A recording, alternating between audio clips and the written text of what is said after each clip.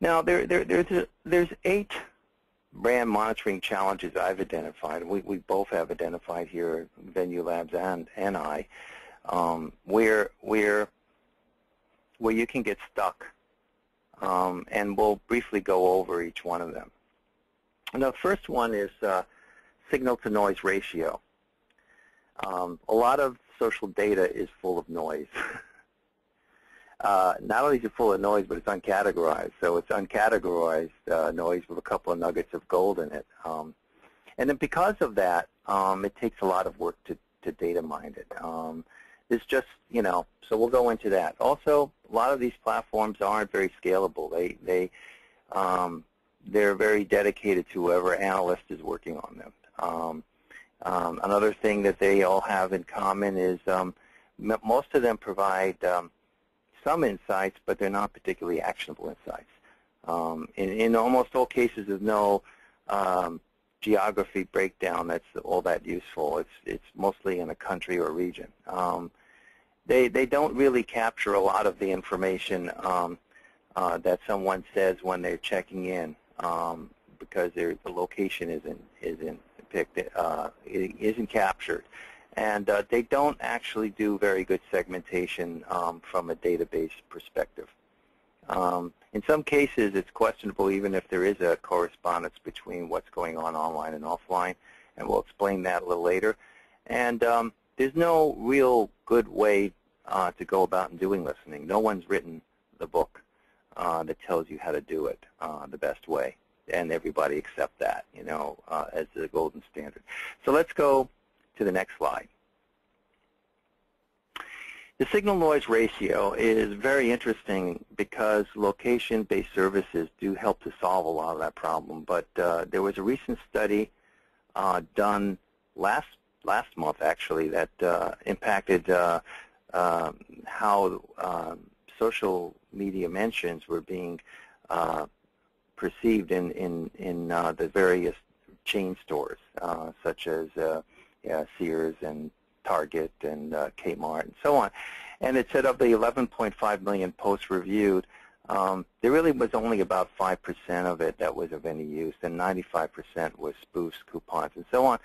That doesn't surprise me. I've seen experiences of that working on campaigns like Gillette a couple years ago, and seeing just so much coupon and sale information and very little really of value.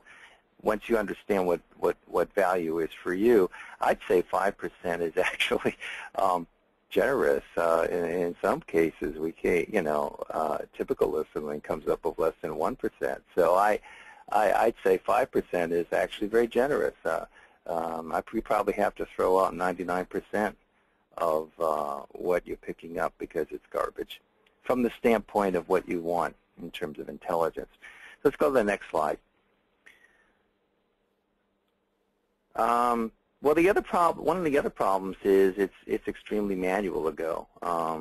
Imagine you have a garbage bag and you have to pick through it, and you've got hundreds of garbage bags you have to pick through for one check that you threw in there that you realize you didn't want to throw in there, and you have to pick through it. A lot of this work in social analytics platforms these days, the ones we reviewed, is very exploratory, and it takes people to sit there and look through it, and it's not fun work, really. It's not particularly well appreciated either, and it's not scalable because you can't just put in anybody and sit there. In a lot of cases, you need someone that knows the subject really well, who also has the patience and the time to sit through and look at all this stuff and categorize it. So there's a lot of work to be put into it, and because there's so much work and it's not scalable in a sense that you can't automate it, it doesn't help that much. A lot of people don't even want to go there because it's just too hard. It's like going for gold in California and sifting through the sand and trying to find a nugget.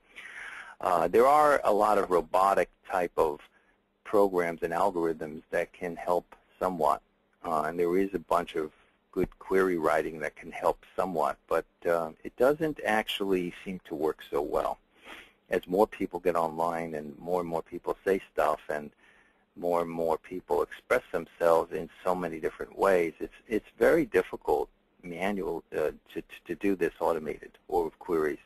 And it really almost means someone sitting there, which is precisely the problem that these social listening platforms were meant to solve, which is very interesting paradox, is that instead of solving the problem, they've ended up magnifying it.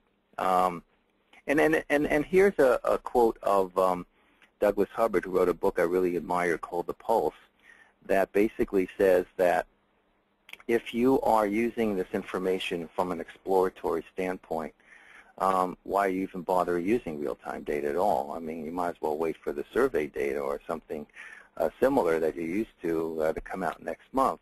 Because if you can't really act on this data, why bother with it? So if we go on to the next slide,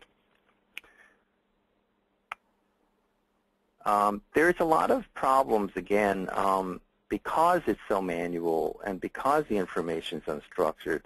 You can get some insights out of looking through, say, your garbage bag or looking through the online mentions. But and typically, but their work and typically the output of these platforms is a readout like share of voice or sentiment or trends and so on.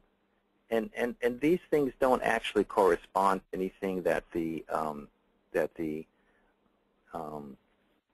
someone would actually use or need in terms of business. So, in other words, they don't actually come down and tell you what customers need attention or what are the issues or what locations are important to pay attention to. So in some ways, this work actually sets people backwards because they can't use it.